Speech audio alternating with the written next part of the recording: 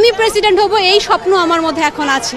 আগে কি হতো, রাজার ছেলে রাজা হতো, কিন্তু এখন রিকশাওয়ালার ছেলেও রাজা হবে। ওকে, সো এখন কোনো ভেদাভেদ নাই। আমরা এতদিন স্বপ্ন দেখতাম না, সো এখন আমরা স্বপ্ন দেখব। মূল কথা যেটা যাচ্ছি, পার্লামেন্টে তরুণরা বসবে। যখন তরুণ উদ্যমী কেউ থাকবে, একজন তরুণ কিন্তু নিজের পকেট ঘোষের চিন্তা তার নাই। এই বয়সটা কিন্তু থাকে যে আমি কিছু করব, দেশের জন্য কিছু করব।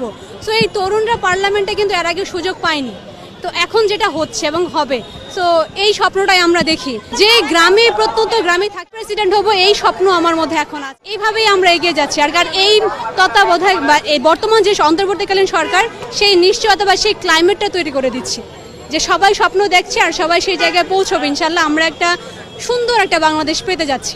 এই তত্ত্বাবধায়ক বা এই বর্তমান যে অন্তর্বর্তীকালীন সরকার, সেই নিশ্চয়তা বা সেই ক্লাইমেটটা তৈরি করে দিচ্ছি যে সবাই স্বপ্ন দেখছে আর সবাই সেই জায়গায় পৌঁছবে। ইনশাল্লাহ আমরা একটা